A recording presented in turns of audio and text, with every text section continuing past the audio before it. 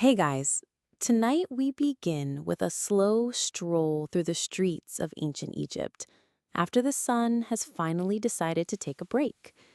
So dim your lights, maybe wrap yourself in a blanket, and imagine the Nile gently reflecting the last streaks of gold and pink in the sky. I promise there won't be any battles or plagues tonight, just the quiet, slightly sticky rhythms of Egyptian nights. Because, let's be honest, everyone needs a little calm after dealing with pharaohs all day. Now, when we think about ancient Egypt, we often picture bright pyramids, grand temples, and kings wearing absurdly tall hats with snakes on them. But sunset? That's a whole other vibe. Streets empty, the markets close, and suddenly you realize that the land of the pharaohs is also the land of slightly boring domesticity. And by boring, I mean it's filled with people like the viziers, who were basically the bureaucrats of the Nile. Imagine someone who gets paid to tell other people how to eat their fish. Riveting stuff. Let's float over to the households of the elite first, because they're always the most fun to quietly judge. Picture a nobleman, reclining on a reed mat in his courtyard, trying to look thoughtful while sipping water that's probably just slightly less warm than the Nile itself. He might have a servant fanning him, but he's also nervously checking that no one is stealing his linen. Linen in ancient Egypt was a big deal, by the way. A man could be ruined socially if his linens weren't crisp and his sandals weren't strappy enough. And yes, that's how you end up reading stories about the tragedy of the crumpled linen. Spoiler, it didn't end well. Meanwhile, the women of the household, probably with scented oils in their hair because why not double down on personal grooming when the Nile just gave you another 12 hours of humidity, are also settling into their evening routines. Perhaps they're gossiping, maybe they're embroidering, or for the particularly ambitious, plotting the next dynasty-level scandal. Because let's be honest, even in 1200 BCE, family politics were exhausting. Imagine having to remind everyone that your cousin isn't allowed to sleep in the guest quarters even though he brought his own cat. Tragic, really. Outside, the city is doing its quiet, nocturnal thing.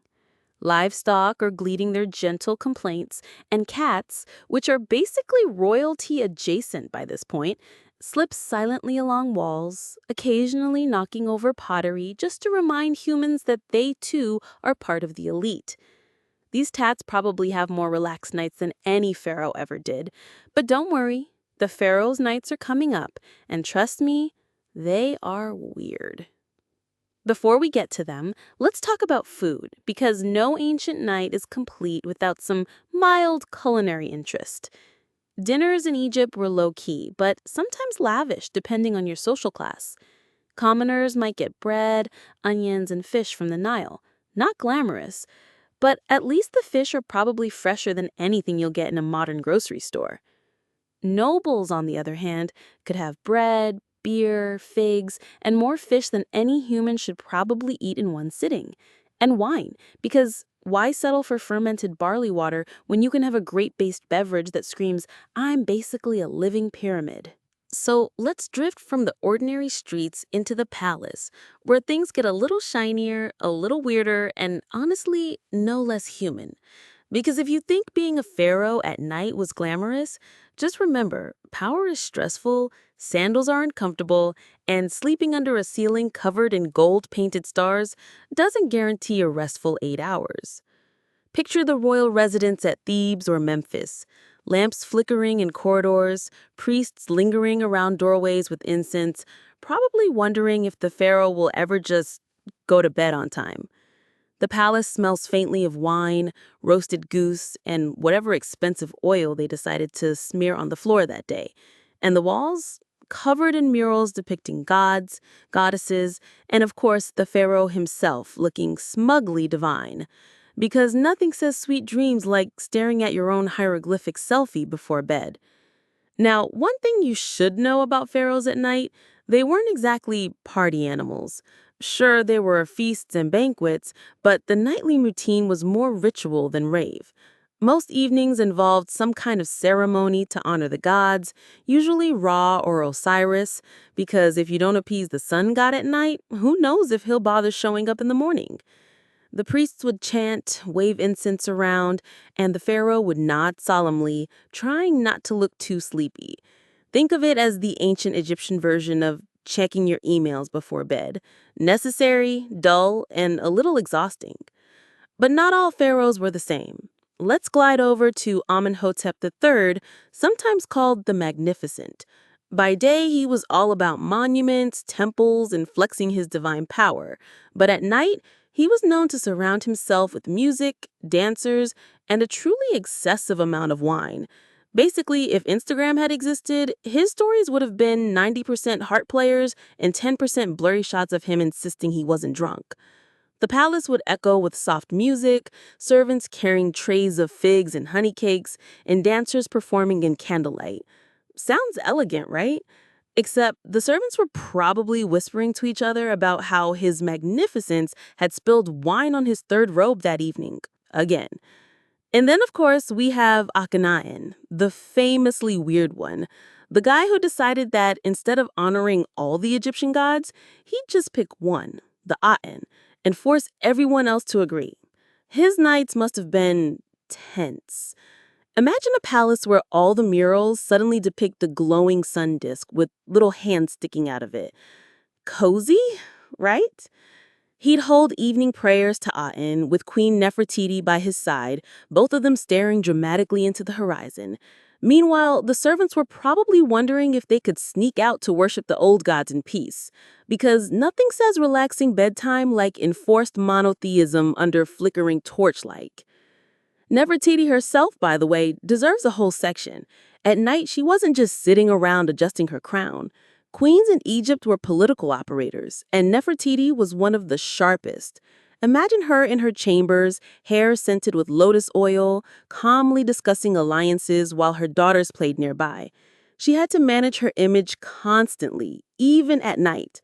The famous bust of her, yes, the one that looks too perfect to be real, probably doesn't capture her sitting on the edge of her bed, sighing over yet another hymn to Aten that she had to listen to before sleep. And then, of course, we have Akhenaten, the famously weird one. The guy who decided that instead of honoring all the Egyptian gods, he'd just pick one, the Aten, and force everyone else to agree. His nights must have been tense. Imagine a palace where all the murals suddenly depict a glowing sun disk with little hands sticking out of it. Cozy, right? He'd hold evening prayers to Aten with Queen Nefertiti by his side, both of them staring dramatically into the horizon. Meanwhile, the servants were probably wondering if they could sneak out to worship the old gods in peace, because nothing says relaxing bedtime like enforced monotheism under flickering torchlight. Nefertiti herself, by the way, deserves a whole section. At night, she wasn't just sitting around adjusting her crown. Queens in Egypt were political operators, and Nefertiti was one of the sharpest. Imagine her in her chambers, hair scented with lotus oil, calmly discussing alliances while her daughters played nearby.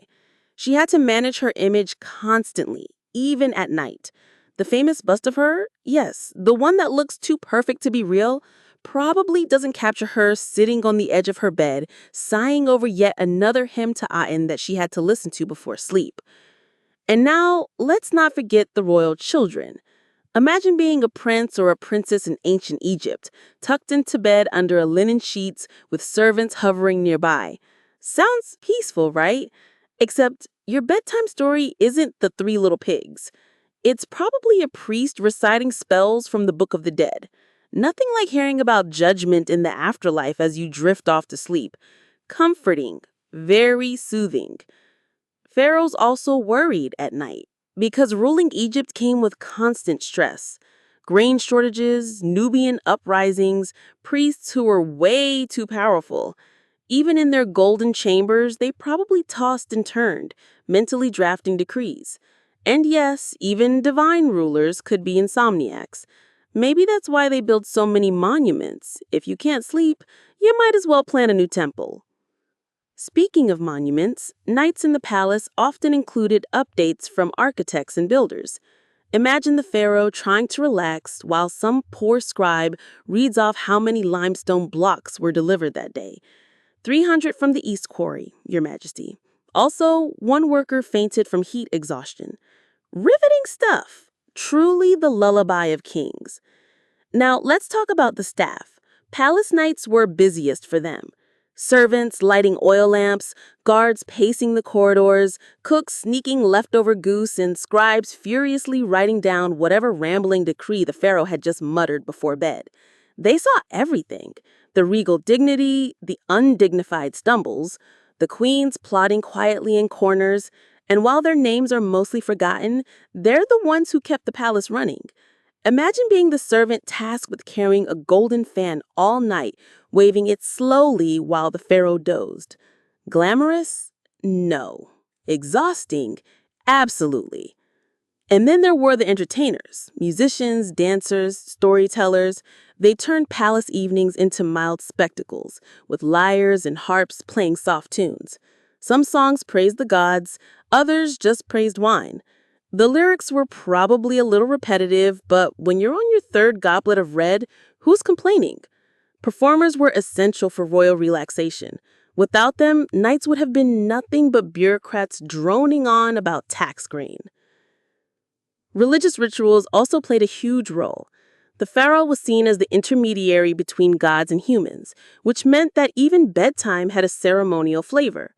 Priests might recite protective spells over his chamber, ensuring no malevolent spirits slipped in during the night. Amulets were placed nearby, doors sealed with charms, the usual spiritual security system. Because nothing says restful sleep like imagining demons lurking just outside your door. Comforting, very soothing. But not every pharaoh's night was filled with order. Some had more chaotic reputations.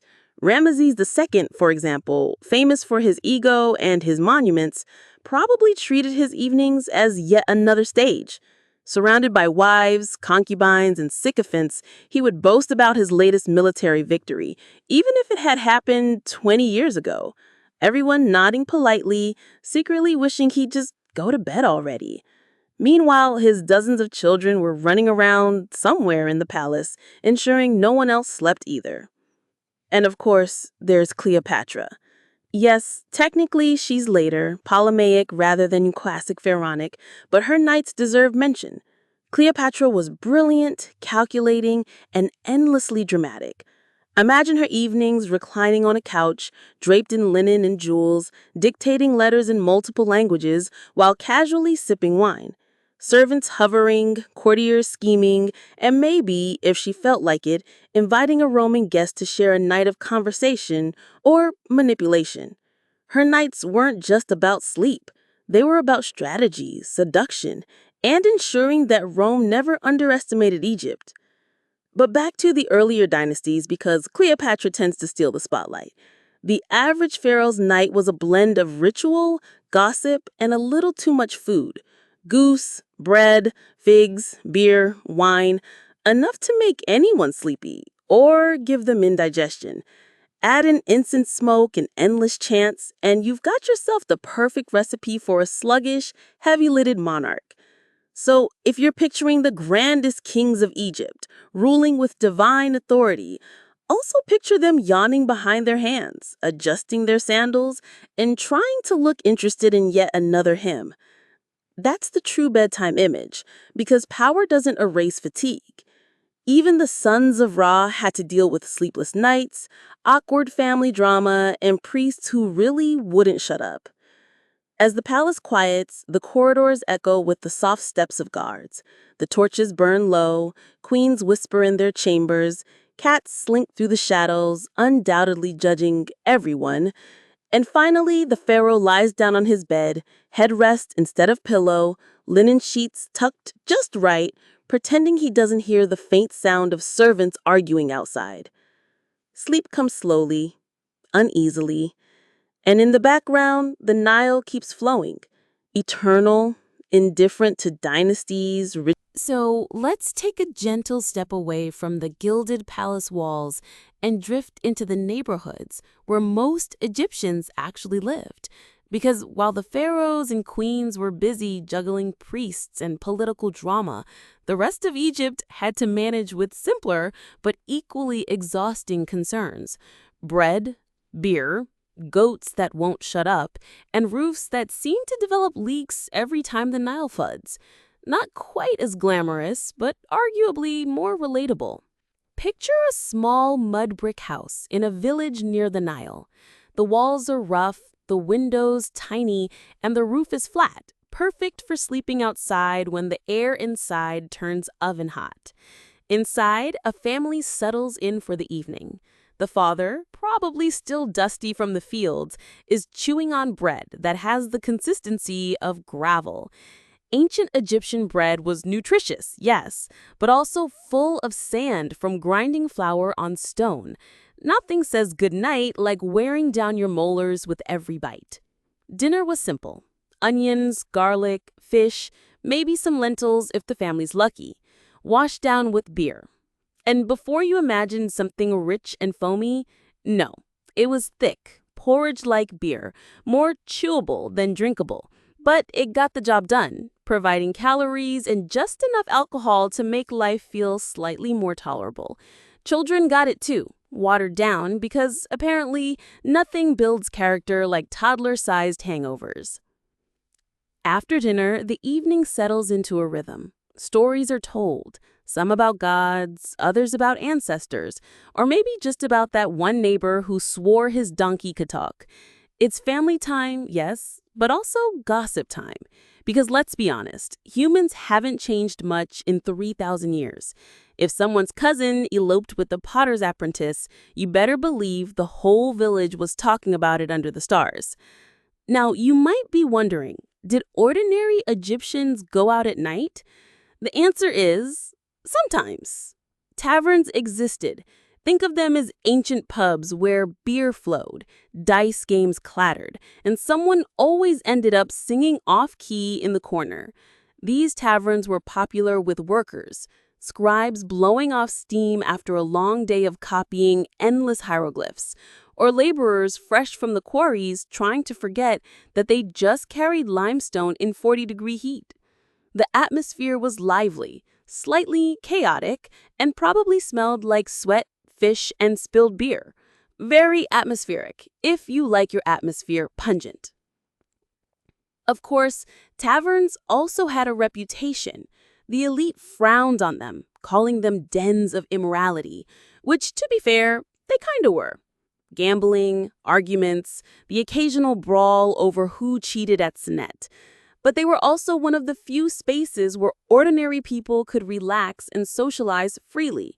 Imagine an Egyptian worker leaning back, slurping his beer porridge, muttering about how Pharaoh might be divine, but still hasn't fixed the price of onions. Revolutionary stuff. But not everyone was at the tavern. Many people spent evenings on the rooftops. Flat roofs were the original Egyptian patios, places to cool down, stargaze, and escape the heat entrapped inside the house.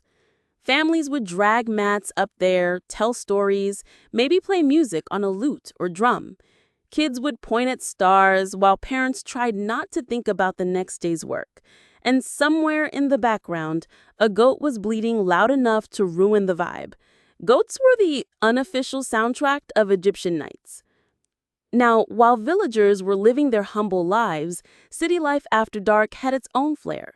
The streets of Thebes or Memphis weren't exactly lit up with neon, but oil lamps flickered in shop doorways, and the hum of people carried well into the night. Markets sometimes extended into evening hours. Fishmongers shouting out prices, potters bargaining aggressively, and children darting between stalls. Imagine the smell: grilled fish, fresh bread, incense smoke, and the ever-present Nile breeze. Add in the occasional donkey cart nearly running you over, and you've got the full experience. Religion also shaped nightly life. Many Egyptians performed small household rituals before bed: lighting lamps for household gods, offering a scrap of bread or a splash of beer to ancestors, whispering prayers to keep snakes, scorpions, and malevolent spirits away. Because if there's one thing Egyptians believed, it's that the night was full of invisible beings waiting to make your life difficult. Protective amulets were everywhere. Scarabs, ankhs, little figurines tucked under pillows. Think of it as the original version of leaving a nightlight on to keep monsters away. And for the sick or worried, priests and healers played a nighttime role too. Some Egyptians visited temples at night for dream incubation, a practice where they'd sleep in a sacred space, hoping for divine visions. Imagine lying on a hard temple floor, surrounded by flickering lamps and murmuring priests, waiting for a god to send you a useful dream. And if you didn't get one, well, at least you had a story to tell the next morning. And speaking of dreams, Egyptians took them seriously. Dream books existed, filled with interpretations. Dream of eating crocodile meat? Good fortune. Dream of your teeth falling out? Someone's going to die. Comforting bedtime reading. Imagine flipping through that just before sleep. No wonder everyone's stocked up on protective amulets. Let's not forget the workers on night shifts. Cities needed guards patrolling, temple keepers maintaining lamps, and ferrymen rowing travelers across the Nile even after dark. Life along the river never fully stopped. Fishing boats glided under the moonlight, nets dragging quietly through the water. Farmers sometimes used the cool hours of night to check irrigation canals. Even in the darkness, the Nile dictated the rhythm of existence. And of course, animals played their part. Dogs barking at shadows, cattle shifting restlessly, geese honking at nothing in particular. Cats, ever the silent overlords, proud rooftops and alleys hunting rodents or just watching humans struggle with life. Cats were sacred, yes, but also practical.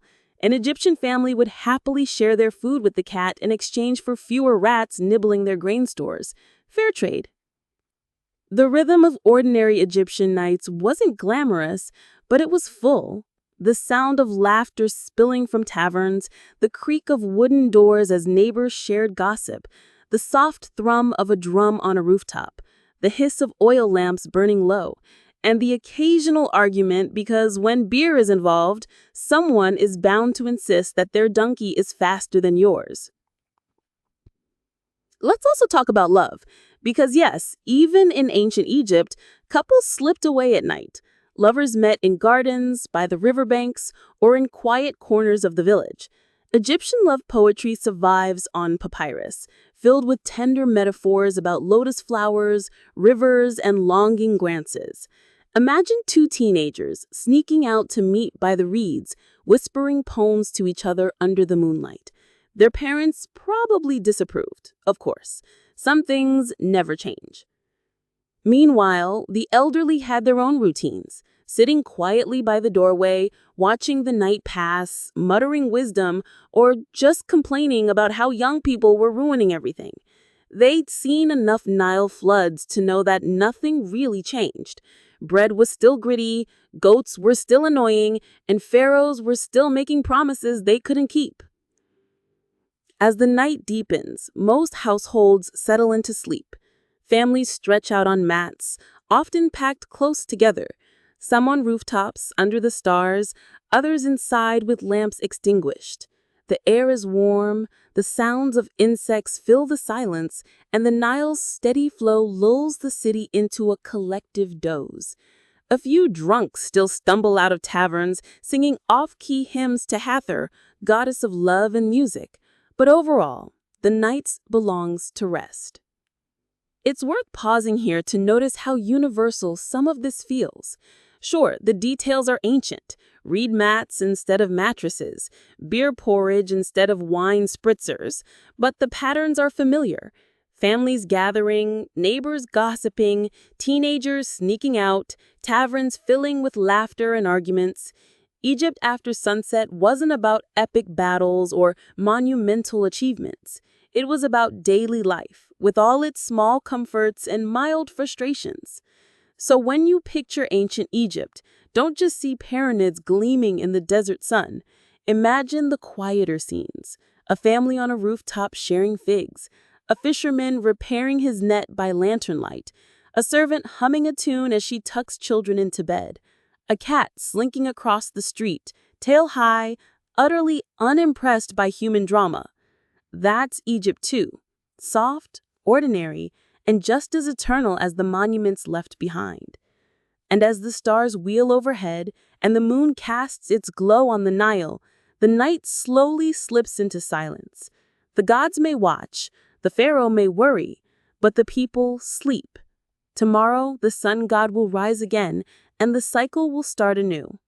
Tonight, though, it's enough to let the lamps burn low, the gossip fade, and the city breathe in the dark.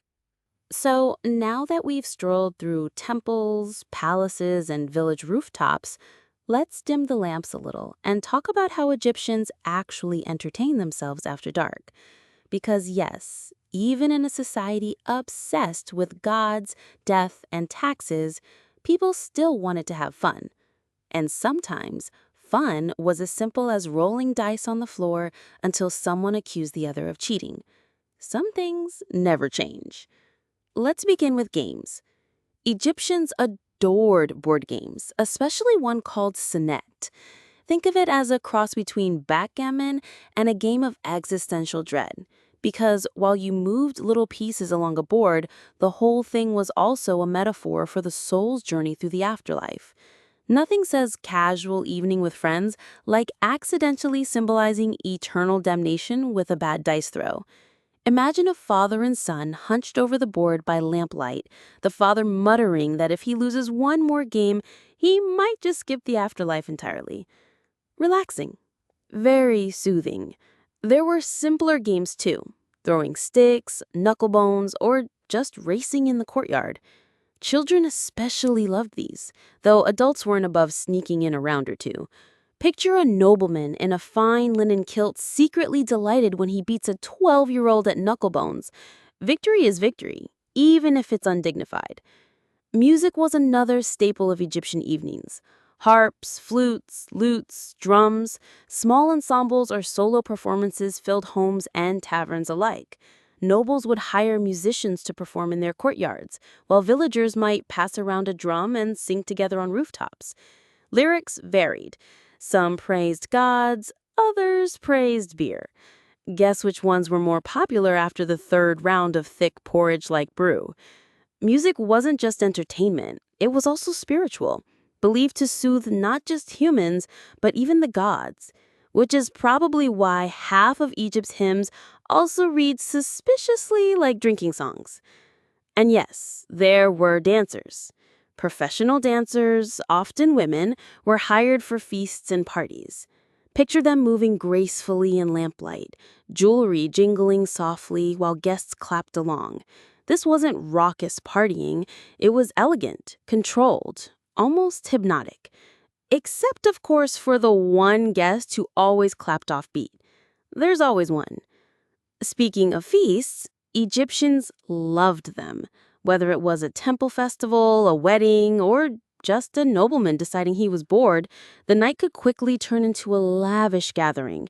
Tables groaned with roasted goose, beef, figs, grapes, and, of course, bread. Servants circulated with jugs of beer and wine, pouring generously. By the second or third refill, guests were probably declaring undying loyalty to Hathor, goddess of joy, while also tripping over their own sandals. Festivals were the biggest nighttime events. Whole cities could erupt in celebration. Processions of priests carrying sacred images, crowds singing hymns, incense thick in the air, and everyone using the excuse to drink, dance, and generally forget their troubles for a few hours. Imagine Thebes on a festival night. Lamps lining every street, musicians on every corner, beer flowing like the Nile itself. It wasn't subtle, but it was memorable. And while adults feasted and gambled, children had their own fun. They played chasing games in the streets, wrestled, or watched performances wide-eyed. Some even had pet animals, dogs, cats, monkeys, or for the very lucky, a gazelle. Picture a child proudly parading his pet monkey through the marketplace, while the monkey steals figs from every stall. Entertaining for the child, less so for the vendors. But let's not romanticize too much. Entertainment wasn't equally available. Nobles had musicians, dancers, and imported wine. Villagers had drums, cheap beer, and gossip. Both groups laughed, sang, and probably overindulged. The difference was mainly in whether your goblet was gold or clay. And honestly, the clay probably spilled less. Now, taverns at night deserve a little more detail. They were the true hubs of popular entertainment. Picture a dimly lit room, smoky from oil lamps, full of chatter. Men leaning over dice games, women serving beer, someone in the corner strumming a lute. The atmosphere was rowdy, but not dangerous, more like a family gathering that got a little too enthusiastic. Arguments broke out, sure, but usually settled with grumbling rather than violence. Unless someone really cheated at Sonnet. Then all bets were off. Taverns were also social mixers. Workers, artisans, even off-duty scribes mingled. People swapped stories, traded news, flirted, and occasionally composed impromptu songs about how much they hated their supervisors. Very cathartic. And since beer was cheap, even the poorest could join in. For a few hours, class differences blurred, until morning when you went back to hauling stones or grinding grain.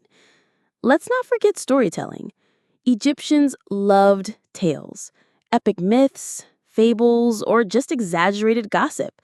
By lamplight, a storyteller could hold a whole tavern captive, spinning yarns about gods disguising themselves as humans or pharaohs outsmarting enemies. Some tales were moral lessons. Others were thinly veiled political commentary. And some were just funny, like the time a donkey outwitted a merchant. Because if you can't laugh at a stubborn donkey, what's the point? Even love poetry had its place in nighttime entertainment. Couples recited verses comparing their beloved to lotus flowers, rivers, or the moon.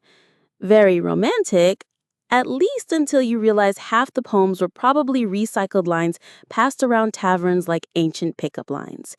You're like the Nile at flood season. Sounds flattering, until you remember that floods also ruined granaries. Context is everything.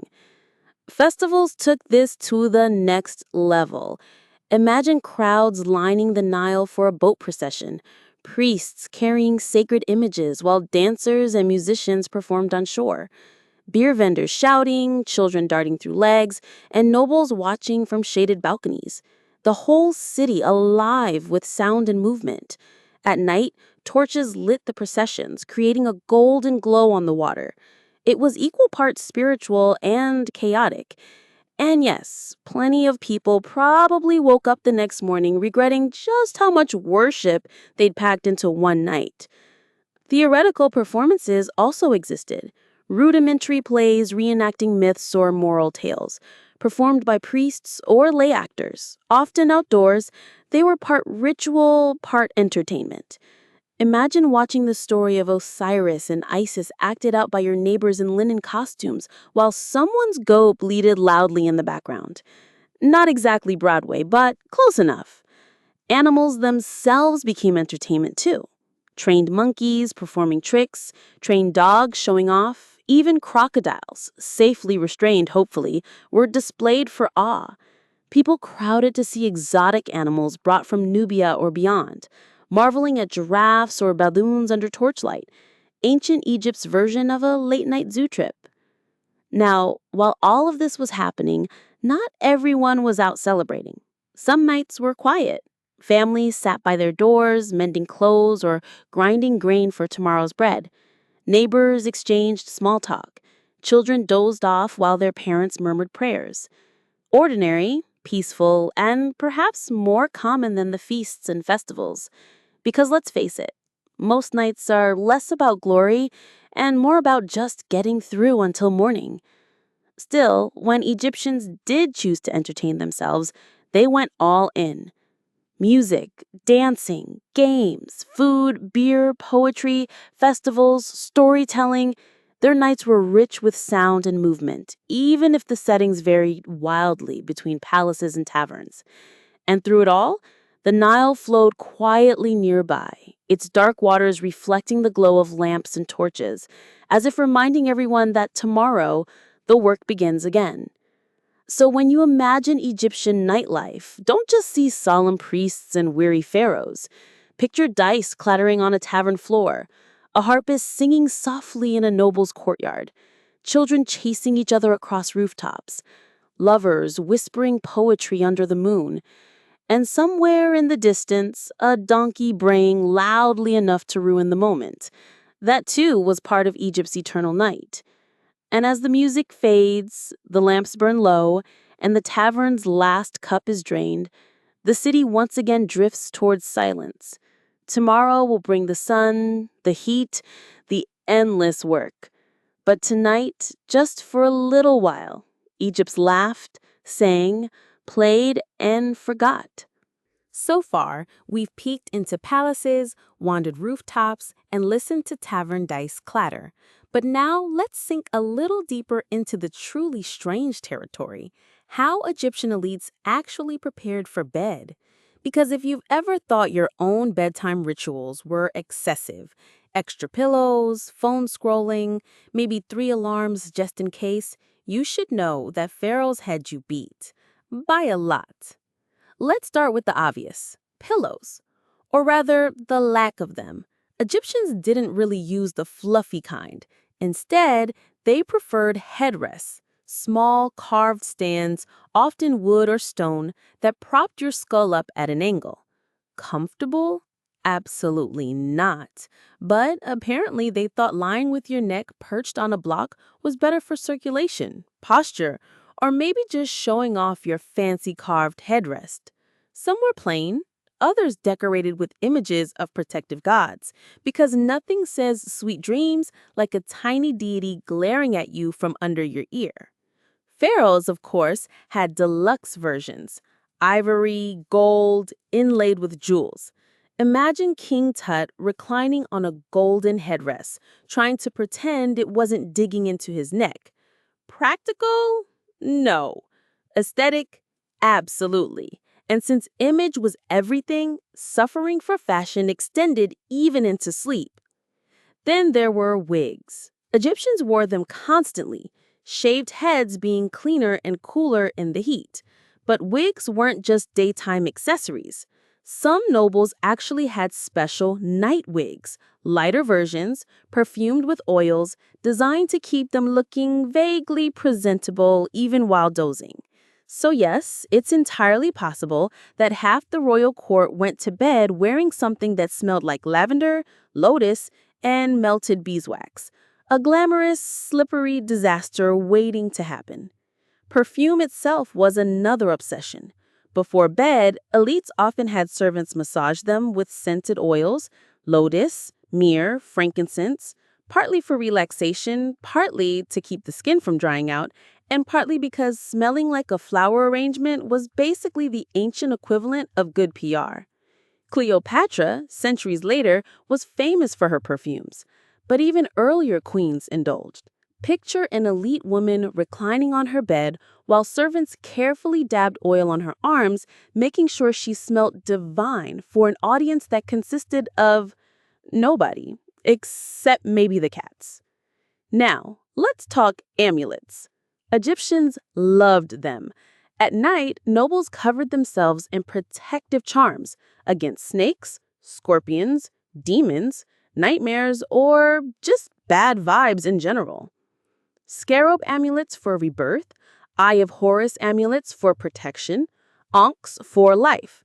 Some were strung as necklaces, others tucked under pillows or woven into sheets. Imagine trying to roll over at night with a full jewelry set jangling against your ribs. But hey, at least you were safe from ghosts. Some pharaohs took protection even further. Ramses II reportedly had priests perform nightly rituals to guard him while he slept. Incantations, incense, charms at every door, basically an over-the-top magical security system. Did it actually help him rest easier? Who knows? But it did give an army of priests something to do at midnight besides complain about their stipends. Food also snuck into the royal bedtime routine. After feasts, nobles often had servants bring small trays of figs, honey, or wine to their chambers. Midnight snacking was alive and well in the New Kingdom. Except instead of quietly raiding the fridge, imagine having 3 servants, a harpist, and a torchbearer just to deliver your grapes. Cozy. Now, for the truly strange, some pharaohs apparently held late-night audiences. Yes, audiences, because what could be more relaxing than listening to bureaucrats recite tax figures right before bed? Scribes would stand nervously in flickering lamplight, reading grain counts from papyrus scrolls, while the pharaoh nodded gravely, clearly half asleep. It's the ancient version of falling asleep to a boring podcast, except you can't skip ahead or change the episode. Queens had their own eccentricities. Take Taya, wife of Amenhotep III. She wielded immense influence, often more than her husband. At night, she reportedly held her own gatherings, entertaining diplomats and courtiers while the king lounged elsewhere. Imagine her chambers: soft lamps, perfume burners, foreign envoys nervously sipping wine while Taya casually steered Egyptian politics with the raised eyebrow. Bedtime diplomacy, because who doesn't love late-night paperwork disguised as hospitality? And then there was Akhenaten. We've mentioned his daytime weirdness, but at night, it got even stranger. He filled his palace with hymns to Aten, forcing his court to participate in evening prayers. Picture courtiers, half asleep, chanting about sun rays, wishing desperately for actual moonlight. Nefertiti, by his side, probably perfected the art of nodding enthusiastically while internally planning tomorrow's wardrobe.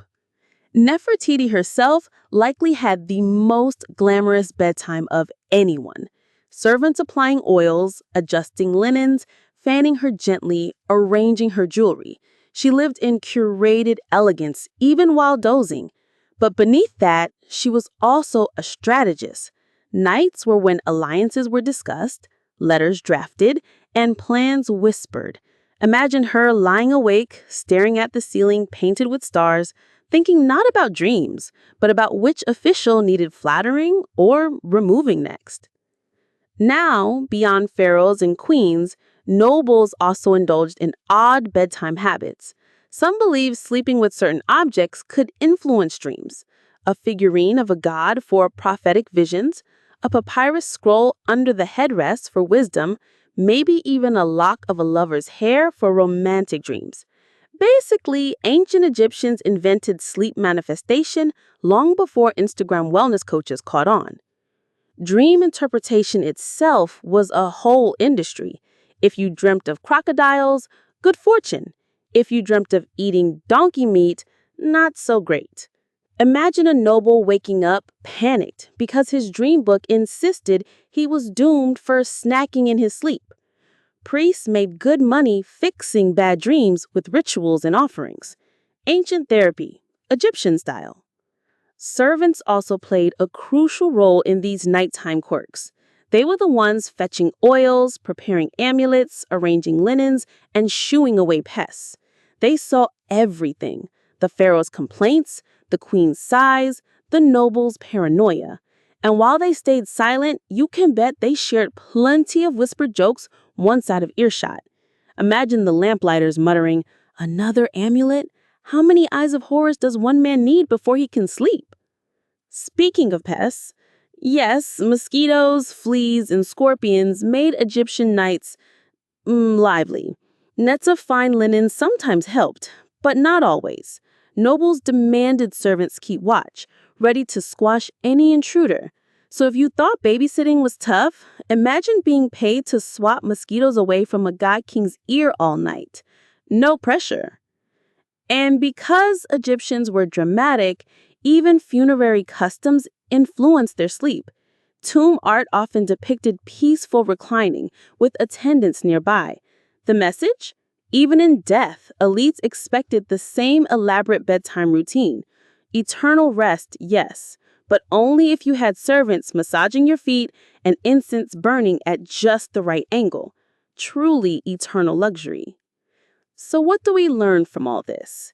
That while ordinary Egyptians curled up on rooftops or mats, elites turned bedtime into theater.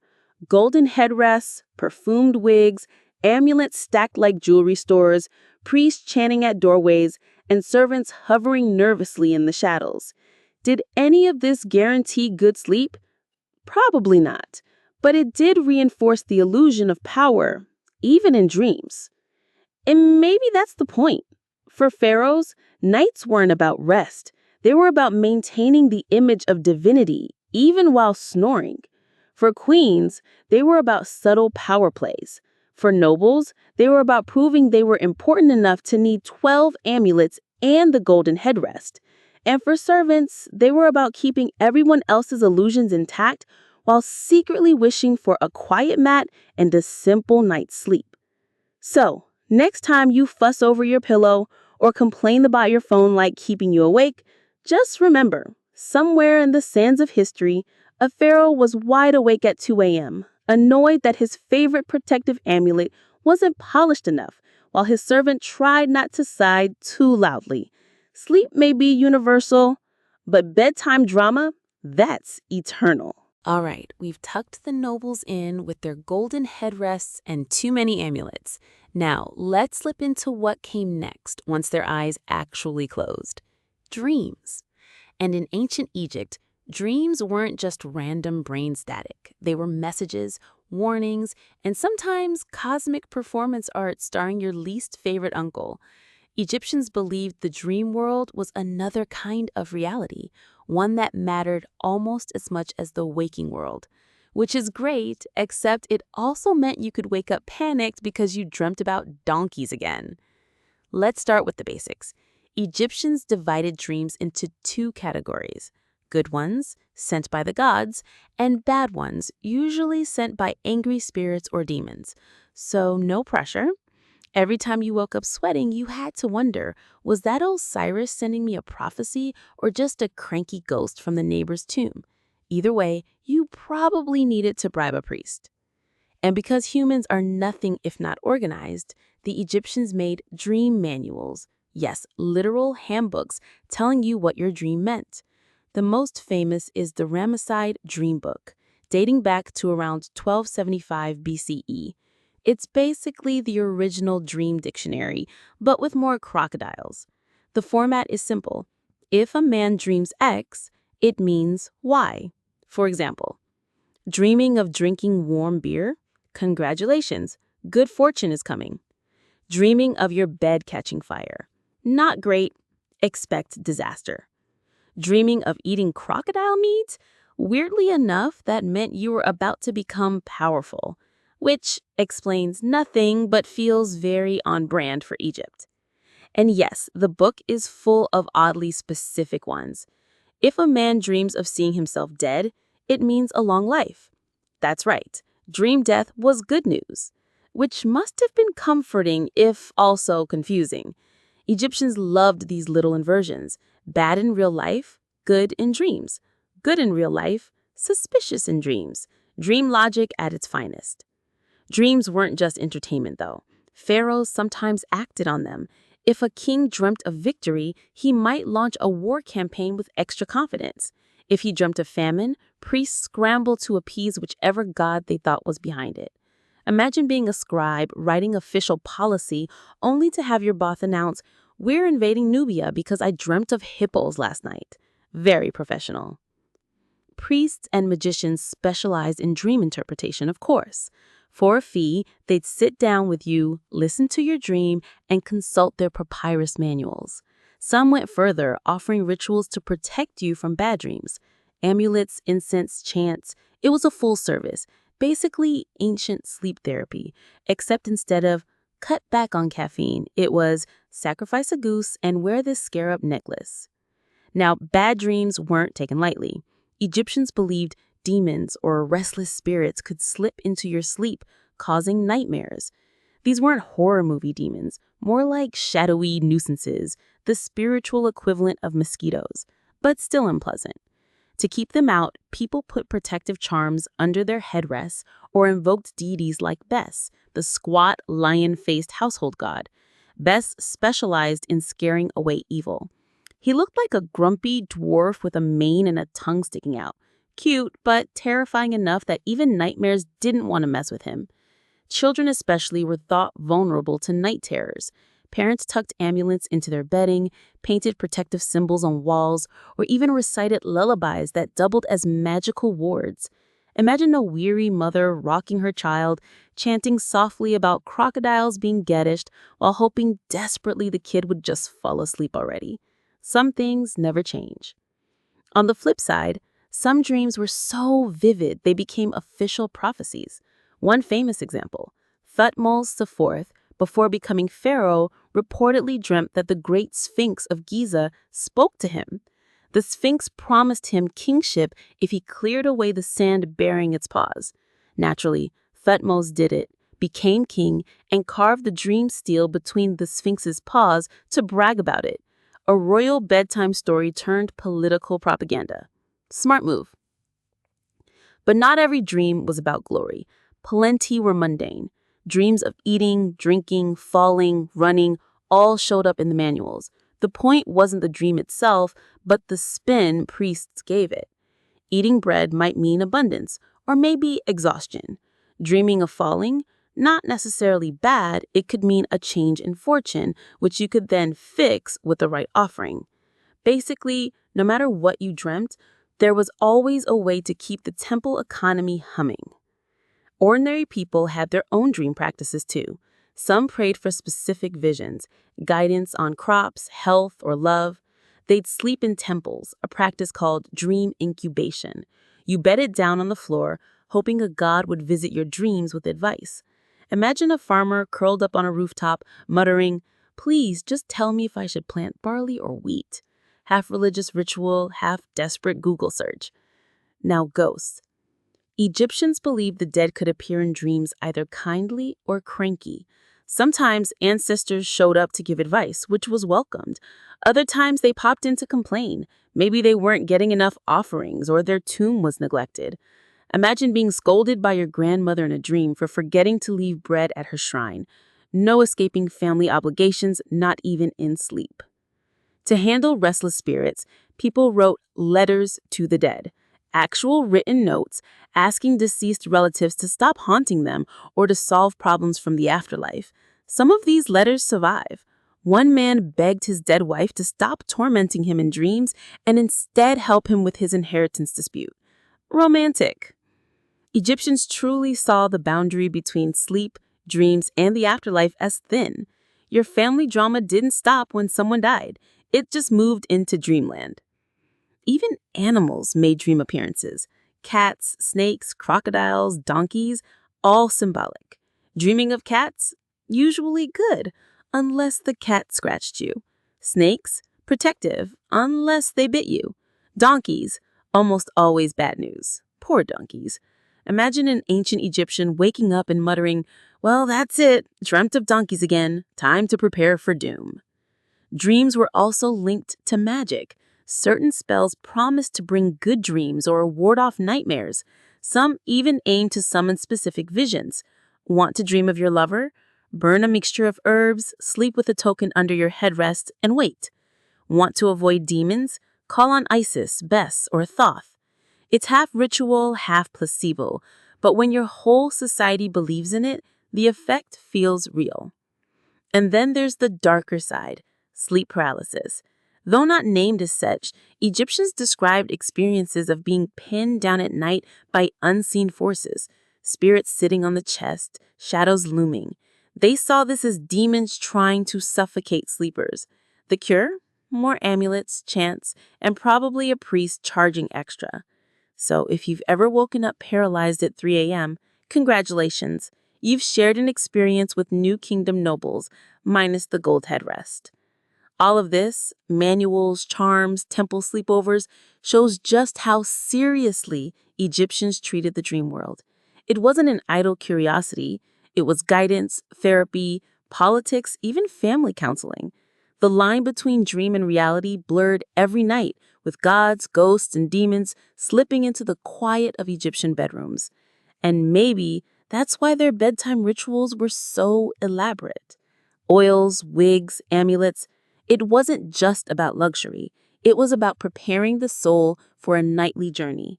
Because in their worldview, when you closed your eyes, you weren't just resting. You were stepping into another world where anything could happen. And that world mattered. So picture it. The pharaoh drifting into uneasy slumber, priests guarding his chamber, amulets clinking softly, a farmer curled on a rooftop, hoping his dreams will tell him when to sow seeds. A mother humming protective lullabies while her child clutches a best amulet. And somewhere, a scribe rolls over, sighing because he's dreamt of donkeys again. Egypt never truly slept. It just shifted realms. So far, we followed nobles to bed, listened to taverns sing, and peeked into dream worlds. But of course, not everyone in Egypt had the luxury of drifting off under the stars. While most of the city slept, a small army of people stayed awake, making sure life ran smoothly. You could call them Egypt's night shift. The guards, bakers, scribes, and laborers whose work didn't wait for daylight. Let's start with guards. Palaces, temples, and city gates all needed constant protection. At night, guards patrolled the walls, torches in hand, watching for trouble. Trouble usually meant thieves or smugglers, not invading armies, though they worried about those too. Mostly, the guard's job was to look intimidating while trying not to fall asleep. Imagine standing in the cool night breeze, torch sputtering, desperately pinching yourself awake while listening to frogs croaking by the Nile. Not exactly action-packed. Some guards were veterans, grizzled men who took the job seriously. Others were conscripts, basically regular guys drafted to keep watch. Those were the ones most likely to sneak a nap leaning against a gate. Egyptian records show occasional punishments for guards who abandoned their post, which sounds heroic until you realize it probably just meant they nodded off on the job. Ancient HR problems. Now, bakers. Egyptians loved bread, so much so that bread wasn't just food, it was currency. Workers were often paid in loaves, which meant someone had to bake mountains of it every single day. And because bread had to be ready by morning, bakers worked at night. Picture a dark, smoky bakery lit by clay lamps, workers kneading dough while ovens roared. The air thick with flowers, sweats, and the occasional curse when someone burned their hand. The process wasn't glamorous. Grain had to be ground into flour by hand, mixed with water, kneaded, shaped, and baked in conical ovens. Bakers often started before midnight so that by dawn, fresh loaves were stacked and ready for households, markets, and temple offerings. So the next time you toast bread at 8 a.m., remember an Egyptian baker was probably cursing his life at 2 a.m. while trying to keep up with demand. Work was another big deal. Brewers joined him. Beer, as we've established, was Egypt's favorite drink.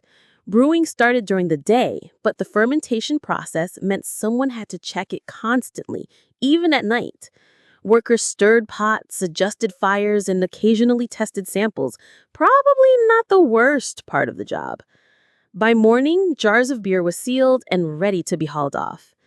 Imagine the smell of warm grain mash drifting through quiet streets, reminding everyone that breakfast would involve a frothy cup of liquid bread. Now, scribes. You'd think they could work during the day, but papyrus scrolls and tax records don't organize themselves. In big administrative centers, scribes sometimes worked late into the night, oil lamps flickering as they copied lists of grain, cattle, or military supplies. Not glamorous, but essential. Imagine being a junior scribe, eyes straining in dim light, writing 12 sacks of barley over and over, while wondering if you'd ever get promoted to writing hymns instead. A thrilling career path. Temples also kept people awake. Priests didn't just lock the doors at sunset. They had to perform nighttime rituals. feeding statues of gods, burning incense, reciting prayers. Some temples even kept a night watch of junior priests to maintain lamps, guard treasures, or chant protective spells until dawn. Imagine chanting monotonous prayers for hours in the dark, trying not to lose your place while the senior priest glared every time you yawned. Very spiritual. And then there were workers on urgent projects. Construction, especially for pharaohs, often continued at night. Torches lit quarry sites, teams dragged stones, overseers shouted. Laborers hauled blocks for temples, tombs, or palaces, sweating in the dark as supervisors reminded them the pharaoh expected progress. It wasn't common, but when deadlines loomed, like for a royal burial, night shifts were mandatory. Imagine hauling limestone in the moonlight, thinking, all this so some guy can have a prettier tomb. Military camps had their own rhythm. Soldiers took turns on watch, pacing boundaries or guarding supplies. Horses and chariots needed feeding, weapons checked, fires kept alive. The army wasn't always on campaign, but when it was, night duty was a big deal. Imagine a nervous recruit clutching a spear, staring into the dark desert, convinced every rustle was an enemy scout, or worse, a jackal. Even farmers sometimes worked after dark. Not often, but during flood season, when the Nile receded, planting had to happen fast. Families worked long hours, even by lamplight, sowing fields before the soil dried out. It wasn't glamorous, but survival depended on it. And since farmers already rose before dawn, a few late nights weren't unusual. Night also belonged to healers. Doctors, or more often magicians, sometimes were called out after dark. A child with fever, a worker bitten by a snake, an official struck with sudden stomach cramps.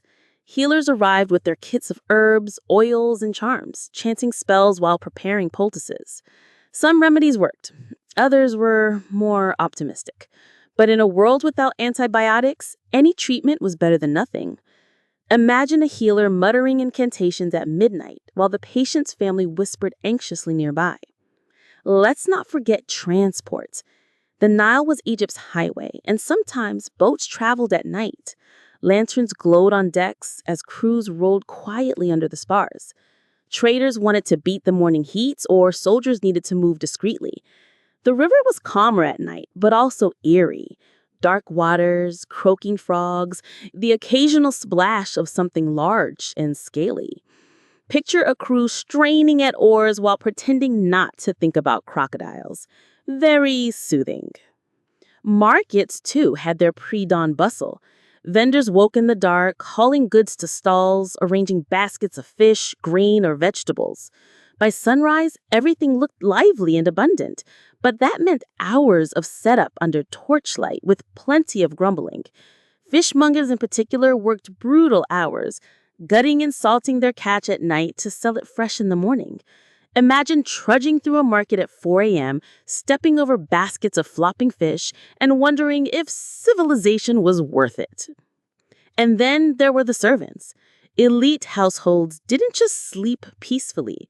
Servants stayed up fanning nobles, adjusting lamps, fetching snacks, or just waiting in case their masters needed anything. Someone had to refill the wine jug at 1 a.m. or polish an amulet before dawn. It wasn't glamorous, and it rarely ended before sunrise. Sleep deprivation was basically part of the job description. Night labor wasn't just practical. It was symbolic, too. By working through darkness, Egyptians showed devotion to gods, to pharaohs, or just to survival. Priests chanting at midnight believed they kept chaos at bay. Bakers believed they kept society fed. Guards believed they kept enemies out. Whether or not anyone actually appreciated their efforts is another question. But without them, Egypt's eternal order would have collapsed before breakfast. Still, night work had its dangers. Fires from overturned lamps, exhaustion leading to mistakes, accidents with ovens, tools, or boats, and of course, the supernatural fear. Workers muttered prayers against spirits, left offerings for protective gods, or wore amulets on night shifts. Because when you're alone in the dark, kneading dough or copying grain tallies, Even a flicker of shadow feels suspicious. But maybe that's what made Egyptian nights so layered. For some, they were filled with music and laughter, for others, with dreams and gods, and for many, with work. Thankless, exhausting, but essential.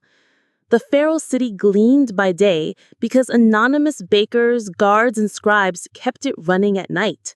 The invisible workforce of the eternal night. So far, we've seen how pharaohs polished their amulets, bakers sweated over ovens, and priests whispered prayers in the dark. But let's step into the homes of ordinary Egyptians, where night was far less glamorous, but maybe more human.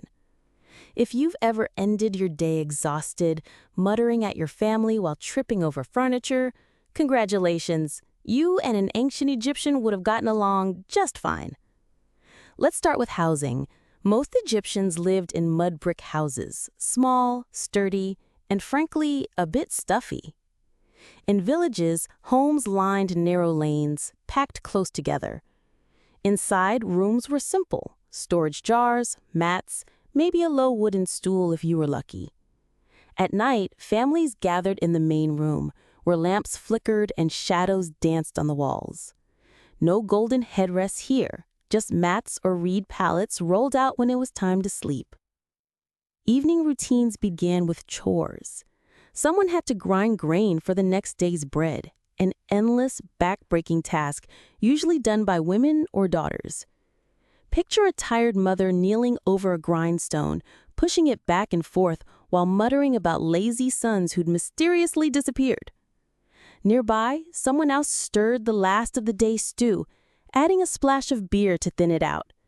Dinner wasn't glamorous, but it filled stomachs: bread, onions, lentils, maybe fish if you lived near the Nile. After eating, families sat together. Men might smoke or drink beer, children played simple games, women mended clothes or combed each other's hair, neighbors often stopped by. Egyptians loved gossip. Courtyards and doorways became social hubs, with voices carrying easily through narrow streets. Imagine clusters of families trading the day's news. The overseer shouted again, "The neighbor's goat ate my figs. Did you hear what so-and-so dreamt last night?" Ancient small talk at its finest.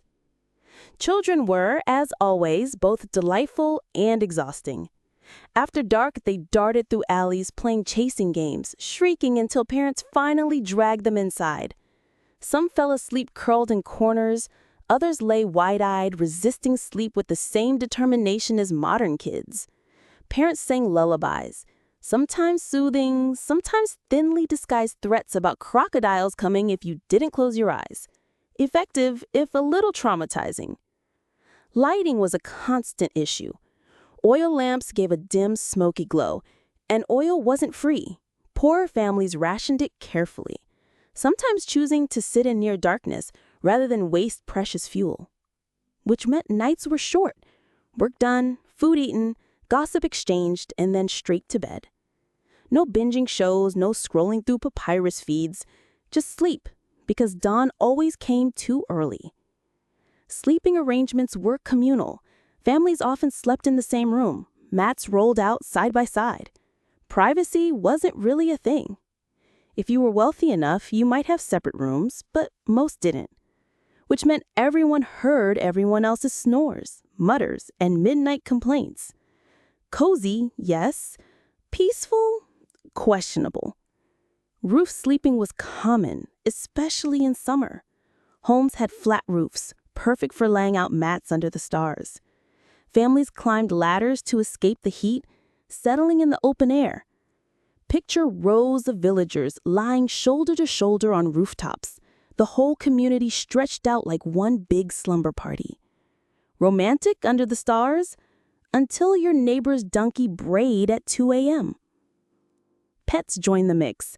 Cats curled at feet, dogs darted doorways, and sometimes monkeys or geese caused chaos. Imagine trying to fall asleep while a pet goose insisted on honking at shadows. Egyptians loved their animals, but nighttime peace wasn't guaranteed. At least cats earned their keep by scaring off mice, even if they occasionally decided to leap onto your stomach at midnight. Of course, Not all households were equal. Wealthier families had bigger homes, better lamps, servants to grind grain, and more comfortable bedding. They still dealt with noise, pests, and snoring, but with a little more linen involved. Meanwhile, the poorest sometimes had only one room for everything: cooking, eating, sleeping. Crowded, noisy, and probably smelling strongly of onions and smoke. Religion wove into nightly routines too. Families prayed before bed, offering thanks to household gods like Bes or Tawaret, protectors of children and mothers. Small clay figurines sat in corners, watching over sleepers. Parents traced protective symbols on children's foreheads, muttering short prayers to keep demons away. Nothing elaborate, just small gestures of comfort. And if nightmares came anyway, well, at least you tried. Neighbors were part of the nightly rhythm. Thin walls and close quarters meant everyone heard everything: arguments, laughter, lullabies. Privacy was minimal, but community was strong. If one family's lamp stayed lit late, others noticed. If one child cried, half the street knew. Some nights were filled with chatter spilling from doorways. Other nights, silence spread, broken only by crickets and the occasional bark of a dog. Work spilled into homes too. Weavers often worked after sunset, finishing cloth by lamplight. Artisans carved wood or shaped pottery. Families needed every spare hour, and night was no exception. Imagine a father carving a stool in the dim glow while his children dozed nearby. Quiet industry humming alongside exhaustion. And then there were arguments. Nights brought rest, but also tension. Spouses bickered over money, parents scolded children, neighbors feuded over noisy animals. Without distractions, frustration surfaced. Ancient Egyptian contracts even mentioned nightly obligations, yes, including conjugal ones, which suggests bedtime wasn't always restful.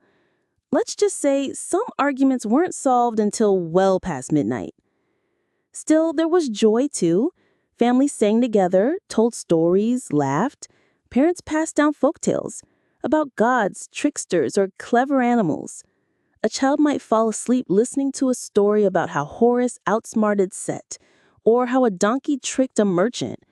Bedtime stories were alive and well, even if the morals were sometimes confusing. Like, always trust crocodiles wasn't exactly universal advice. Seasonal rhythms shaped household nights. In summer, nights stretched outdoors, with families lingering on rooftops. In winter, everyone huddled indoors, wrapped in blankets, lamps burning low. The now fled season also brought its own sounds: frogs croaking, insects buzzing, the river lapping high against banks. For Egyptians, the night was never silent.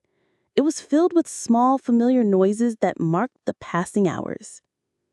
Illness added another layer. Without modern medicine, families worried constantly about fevers, coughs, or infections. Nights could be long and anxious, with parents sitting up beside a sick child, whispering prayers or calling for healers. Some illnesses passed, others didn't. Nighttime was when vulnerability felt sharpest and faith mattered most. Despite hardships, there's something almost comforting in imagining these households: families sprawled on mats, children whispering before sleep, neighbors chatting across rooftops. Daily life was hard, but nights were a pause, a time to gather, breathe, and prepare for another sunrise. So while pharaohs obsessed over amulets and priests recited endless hymns, most Egyptians simply tried to rest after a long day. Bread baked, grain ground, gossip shared, kids wrangled, lamps blown out. No pomp, no gold, no eternal rituals. Just ordinary lives lived under extraordinary stars. And maybe that's the truest picture of Egypt at night. Not the temples, not the festivals, not the dreams of kings, but the quiet hum of families settling into sleep, night after night, century after century. By now, we've wandered through noisy taverns, cramped family homes, and bakeries at 2 a.m. But if you lifted your eyes above the rooftops, Egyptian nights offered something else entirely. A sky so wide, so clear, and so utterly packed with stars that it became both a calendar and a canvas for gods. The night sky wasn't just pretty, it was essential. Let's start with the moon. Egyptians tracked it carefully. Months were lunar, about 29 or 30 days long, marked by the moon's phases. Priests watched for the new crescent, announcing the start of festivals or rituals. Farmers timed certain tasks by moonlight. And ordinary people, well, they probably just appreciated having extra light when stumbling home after drinking too much beer. The moon itself was divine.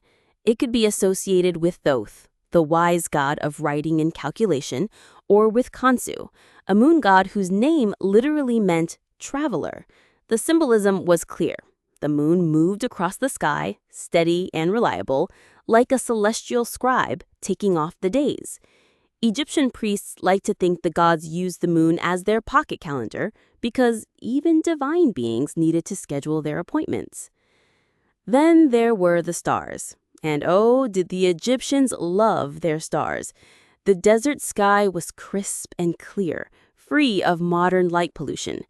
Stars blazed in patterns that became both myth and mathematics. Egyptians divided the night with groups of stars called decans, each rising at regular intervals. By watching these, priests could tell the time during the night, basically the world's earliest night clock. Forget your smartphone alarm. These guys used Orion. Orion itself was a big deal. Identified with Osiris, lord of the afterlife, nearby, Sirius, the brightest star, was linked to the goddess Isis. Sirius's rising in the dawn sky each summer signaled the Nile flood, making it more important than any calendar date. Farmers watched anxiously for that sparkle in the twilight because it meant planting season was near. Imagine pinning your agricultural year on one star and hoping clouds didn't ruin your view. Star maps even decorated tombs.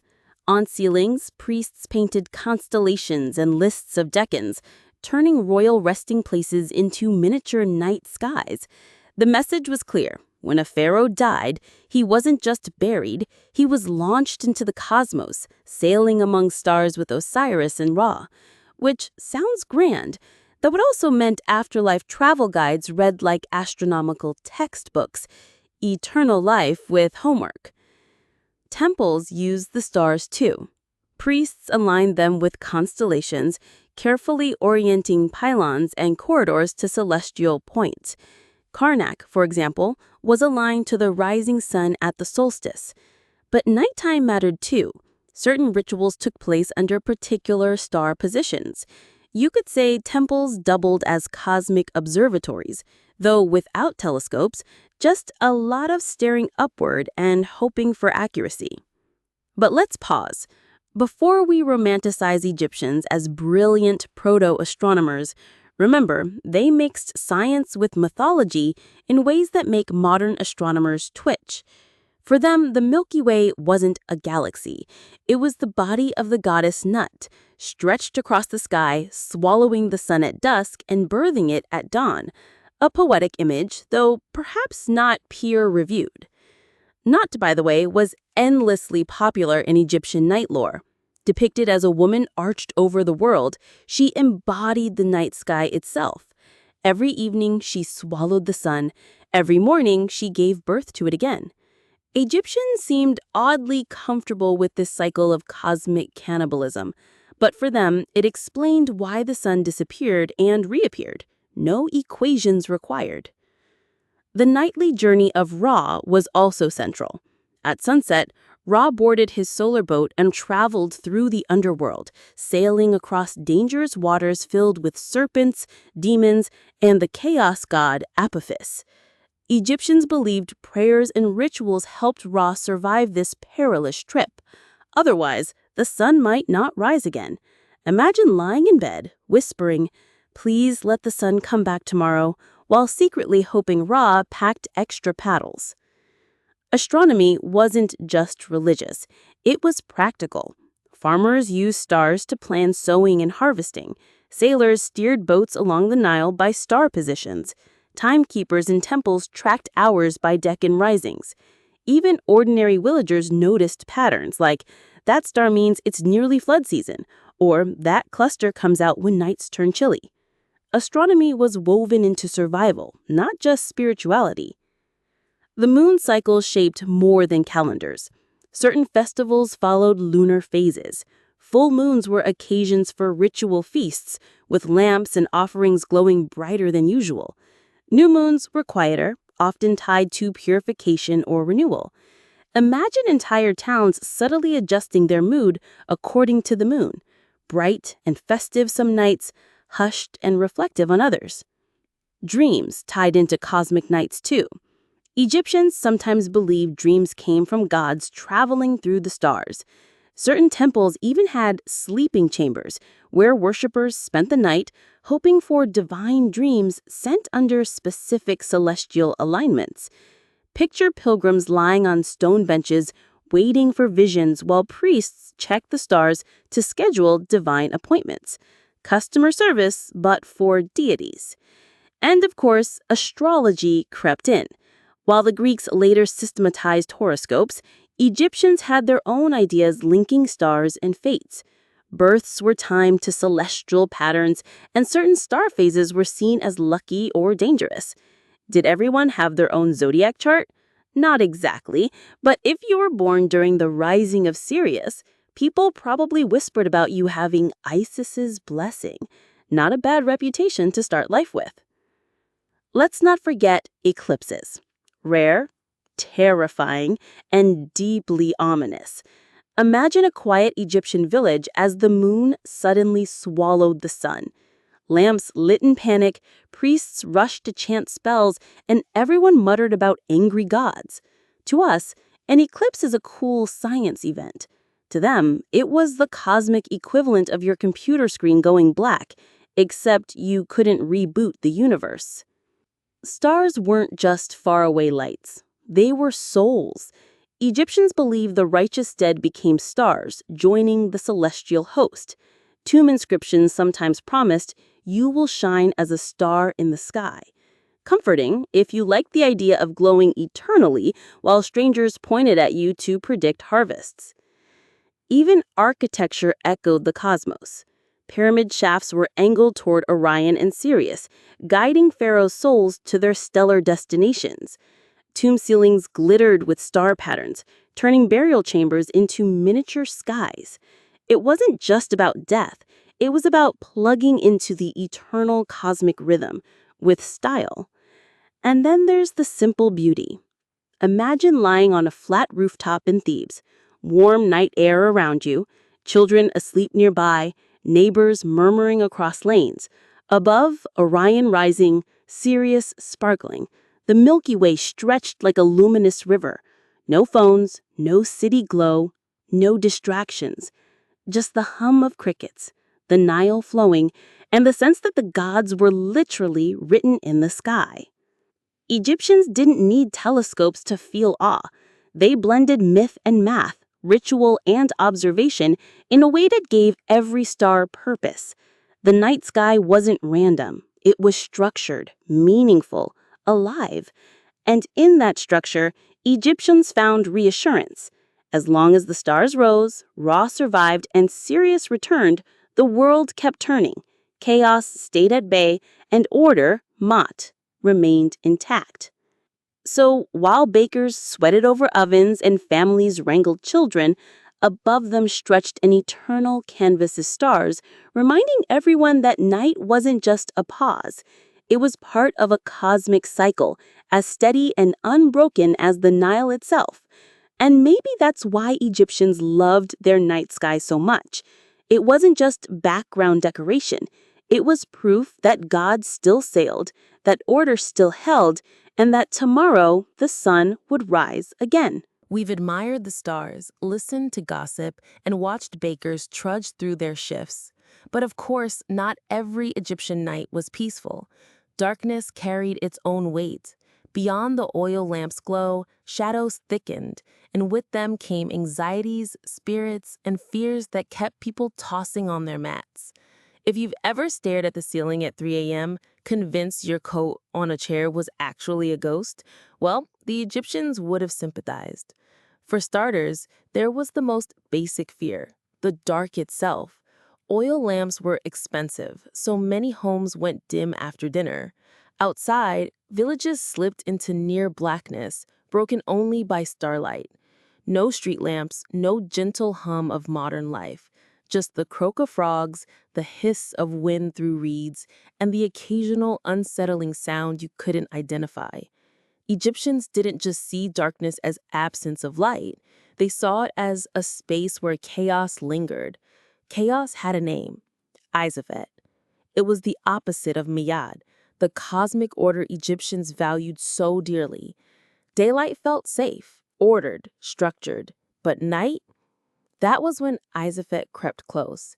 People muttered prayers at bedtime not only to thank the gods, but to ask for protection. Beds weren't just for sleeping, they were for surviving the hours when the world tilted toward disorder. Then there were spirits. Egyptians firmly believed the dead were active at night. Ancestors could be helpful, watching over families, but restless spirits, the angry, the forgotten, the improperly buried, might wander. Families left offerings to appease them, bowls of food or drops of beer. Better to keep the dead well fed than risk them rattling around your house at midnight. Imagine dozing off only to wonder if grandma's ghost was peeking in to scold you for not refilling her offering jar. Demons also lurked in imagination. Not horned monsters breathing fire, Egyptian demons were subtler. They slipped into dreams, caused fevers, or whispered fears. Protective amulets were common bedtime accessories. Parents tucked bests or towel-wrap figurines near children, hoping these squat, comical deities would fend off anything nasty. If you've ever slept with a nightlight, congratulations. You and an Egyptian child had the same strategy, just different mascots. Dreams themselves were tricky. Egyptians valued them as messages from the gods, but not all dreams were welcome. A nice dream about a banquet could mean prosperity ahead. A nightmare about drowning could signal divine displeasure. Whole manuals existed interpreting symbols. Lions meant power, snakes meant enemies, and eating too much meant, you guessed it, illness. Imagine waking from a weird dream about chasing a goose, then anxiously flipping through a dream book to see if you just doomed yourself to bankruptcy. Nightmares hit children especially hard. Parents soothed them with prayers or little spells muttered over their heads. One text even recommends writing protective words on papyrus and wearing it as an amulet, basically the ancient Egyptian version of a dream catcher, which worked about as well as you'd expect, meaning mostly it gave parents something to do at 2 a.m. besides sighing heavily. Natural dangers fed fears too. Jackals howled in the distance. Crocodiles lurked near riverbanks. Snakes slid silently through courtyards. At daylight, you could see and avoid them. At night, every rustle in the reeds sounded like fangs awaiting to strike. Egyptians respected nature, but they didn't kid themselves about it. A flat roof under the stars was charming, until you wondered what else might be watching from the shadows. Sickness made night particularly heavy. Without medicine, fevers or coughs often worsened after sunset. Families sat awake beside relatives, listening to labored breaths, whispering prayers. Amulets were tied around wrists, incense burnt to chase off demons believed to cause illness. If the patient improved by morning, it felt like victory. If not, well, the night had claimed another. Egyptians may have accepted death as part of life, but that didn't make nighttime vigils any easier. Even pharaohs weren't immune to these anxieties. Royal tombs are filled with protective spells meant to guide kings through night's dangers.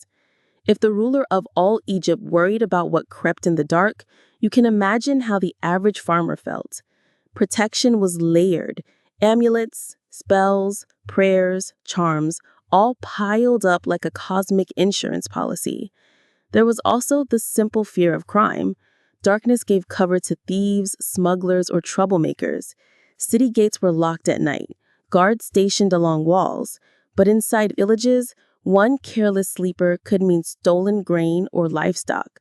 Families barred doors, tied animals close, and hoped their neighbors were trustworthy. If you've ever triple checked your lock before bed, well, same energy. And then there was the cosmic fear that Ra might not return. Every night, Egyptians knew the sun god descended into the underworld, battling chaos to reach dawn. His opponent was Apophis, a giant serpent embodying destruction. Priests performed rituals to aid Ra, stabbing effigies of serpents or chanting spells through the night. For ordinary people, the fear was quieter, but real. What if the sun simply failed to rise? A terrifying thought in a world where survival depended on the Nile's rhythm and the warmth of light. Interestingly, humor was also a coping mechanism. Gods like Bes weren't just protectors, they were comic figures.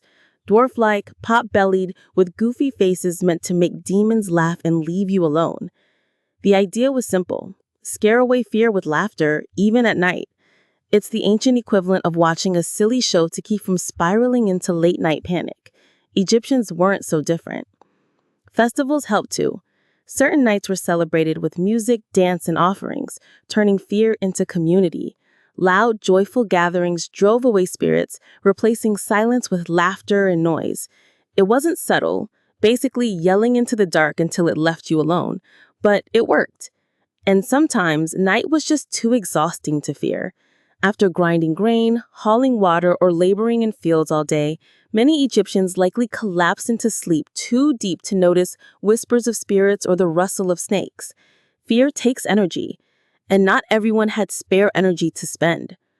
Still, the fact remains, Egyptians treated night as a liminal time, a space between order and chaos, life and death, safety and danger. They built entire toolkits, lamps, amulets, spells, prayers, charms, all piled up like a cosmic insurance policy. And in that, they were surprisingly relatable.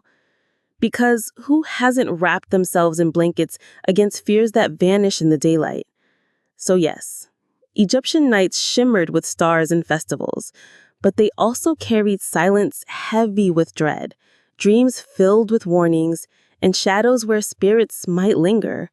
Sleep didn't always come easily, but morning always did.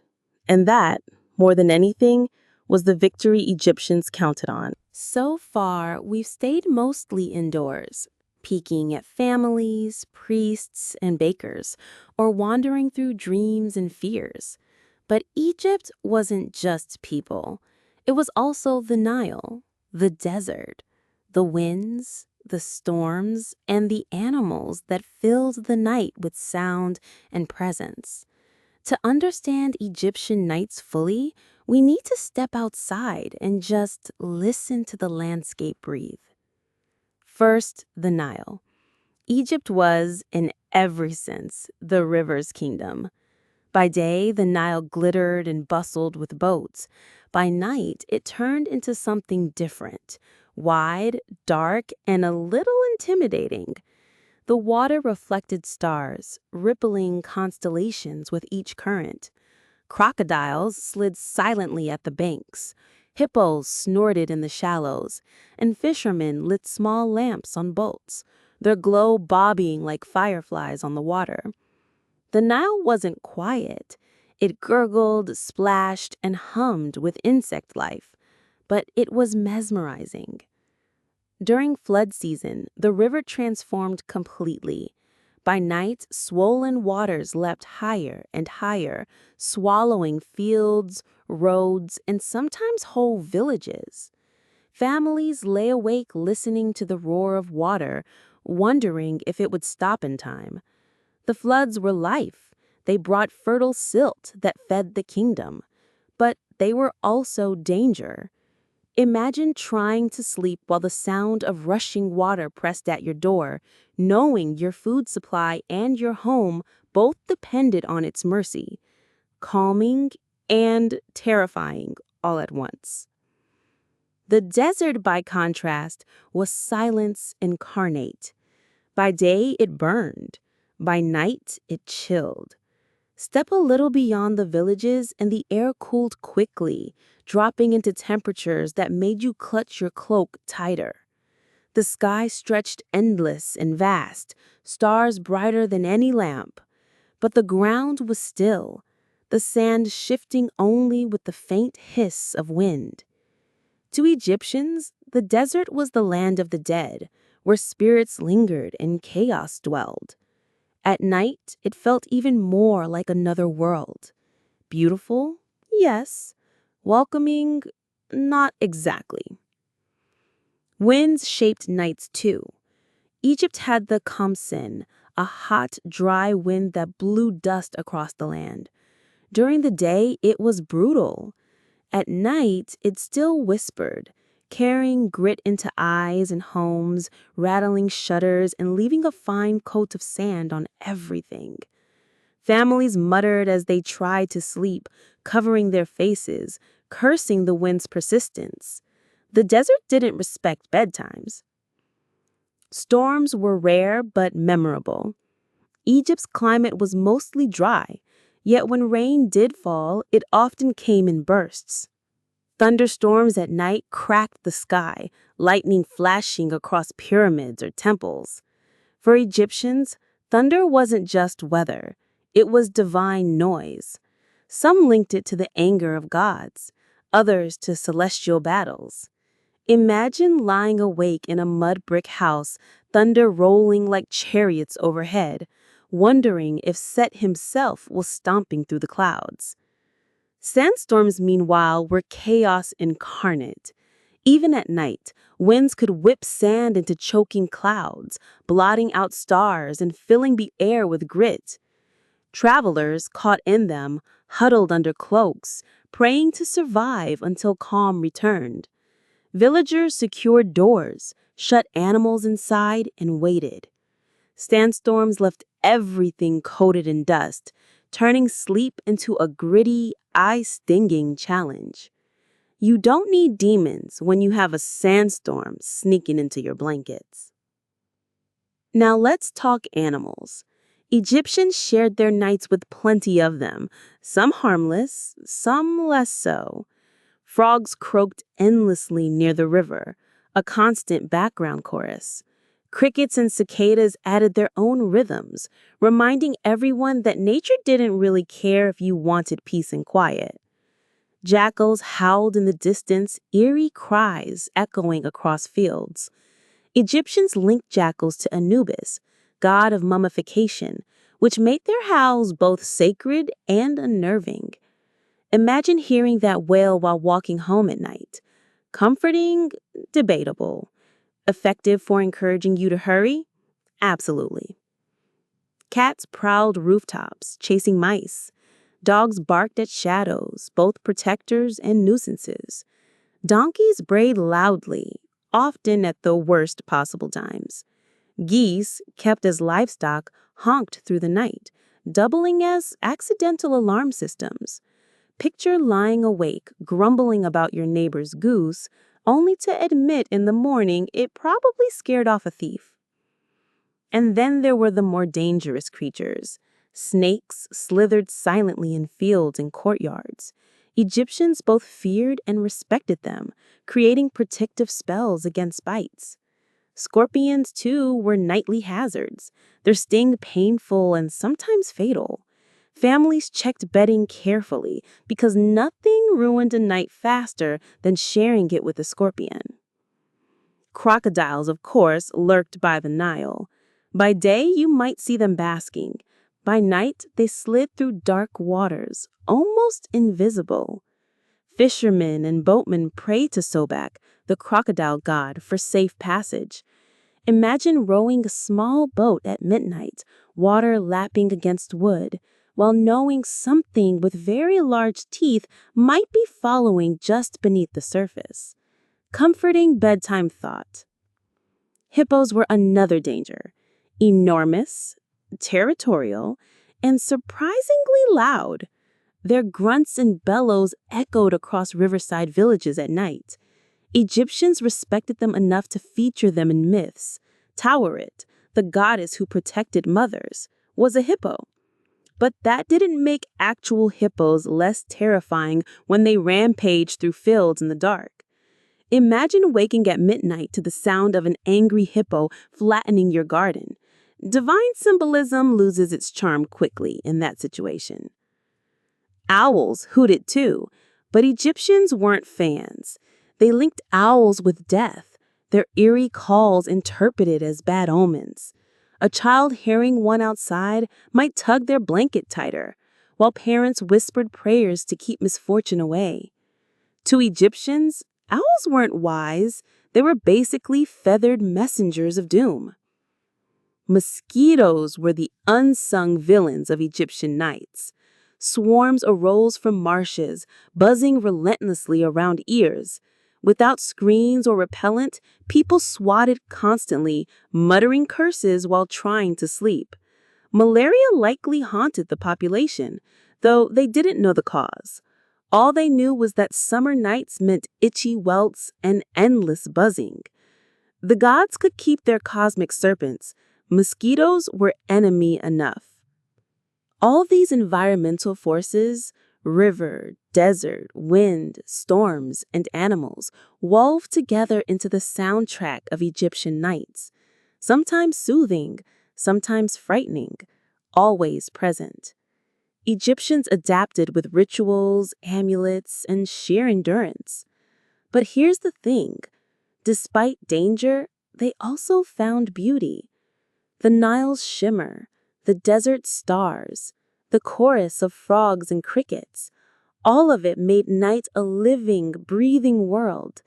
It wasn't empty darkness. It was full, layered, alive. And for Egyptians, that aliveness tied back to the gods. Nature wasn't separate from divinity, it was its expression. Every croak, howl, or gust of wind carried meaning, whether comforting or ominous. So when Egyptians lay awake at night, they weren't just hearing random noise.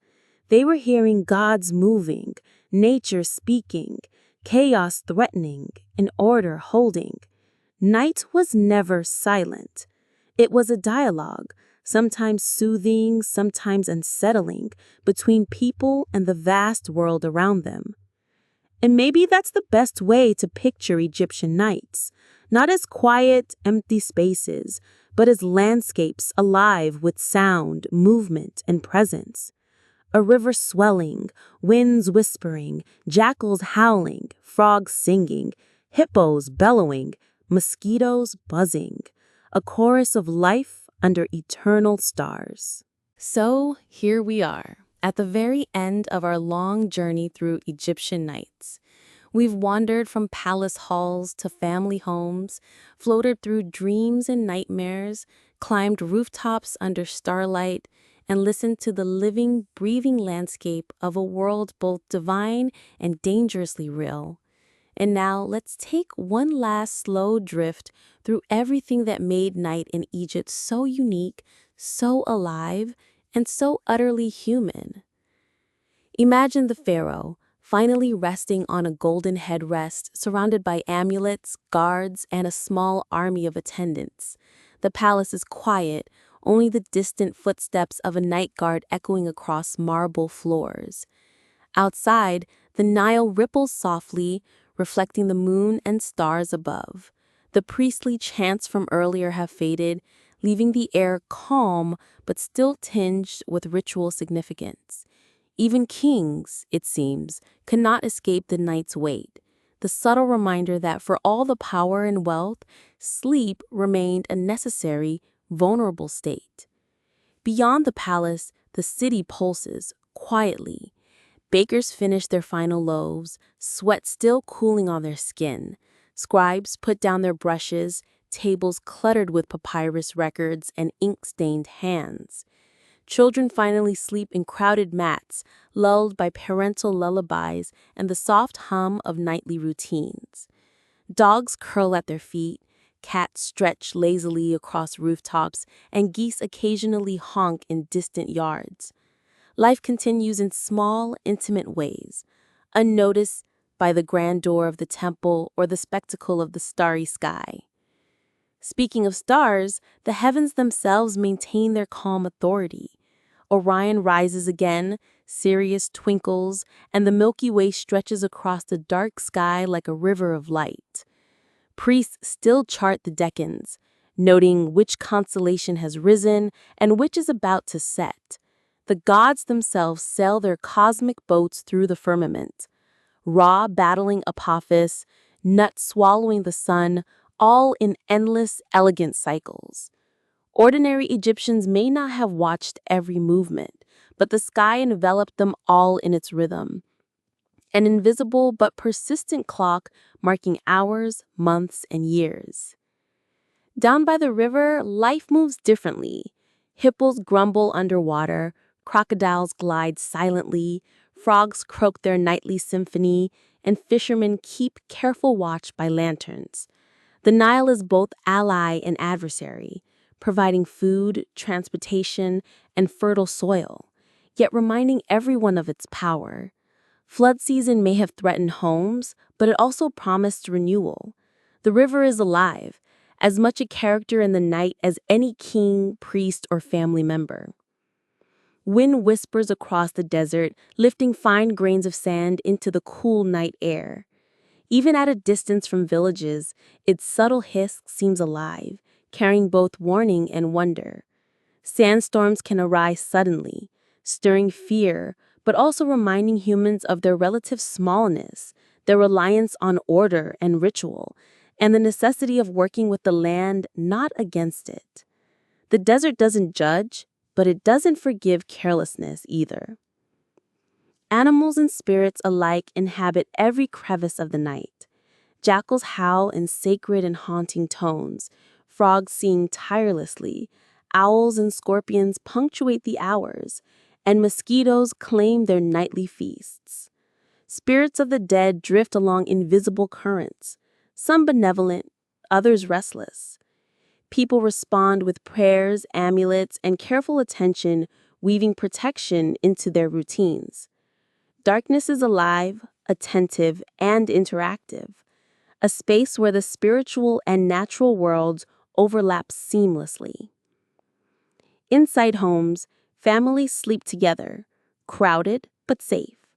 Parents murmur protective spells, children clutch tiny figurines, and neighbors' laughter or whispers float across walls. Every household contributes to the tapestry of nighttime life. It's not glamorous, but it's profoundly human. The ordinary daily rituals, cooking, cleaning, storytelling, cuddling children, whispering prayers, form the backbones of Egypt's night, a quiet counterpoint to palace intrigue, temple ritual, and celestial motion. Dreams bridge the human and divine. A farmer dreaming of a prosperous harvest, a child imagining strange animals, a noble visualizing gods or ancestors. The boundaries blur. Dreams may foretell, warn, or entertain. They are both private and universal, intimate and public. The Egyptians understood this. They recorded, interpreted, and ritualized dreams because the night was not empty. It was filled with possibility, guidance, and reflection. Nightmares, fear, and exhaustion coexist with joy, wonder, and intimacy. Egyptians did not pretend that darkness was harmless. They knew it brought danger, uncertainty, and the unpredictable motions of both nature and divinity. Yet they also knew night brought rest, reflection, and a stage for community. Whether huddled in a mud brick house, lying on a rooftop under countless stars, or gliding silently down the Nile, Egyptians experienced night as an entire ecosystem, social, spiritual, and natural. And in the end, the night passes. Ra survives, the sun rises again, the river calms, the winds quiet, and families awake to a new day. For the Egyptians, this was reassurance that order, Ma'at, persisted. Chaos receded, lives continued, and the internal rhythms of nature and divinity endured. Sleep, danger, ritual, and cosmic wonder all converge in this delicate balance. Night is fleeting, yet eternal in memory and in practice. So, as we close our eyes after this long, gentle wander through history, let's leave Egypt resting under stars and moonlight, rivers and desert winds, dreams and shadows. The night is long, the world is alive, and all as it should be. Sleep well, and remember, even in darkness, there is order, wonder, and a quiet kind of eternity.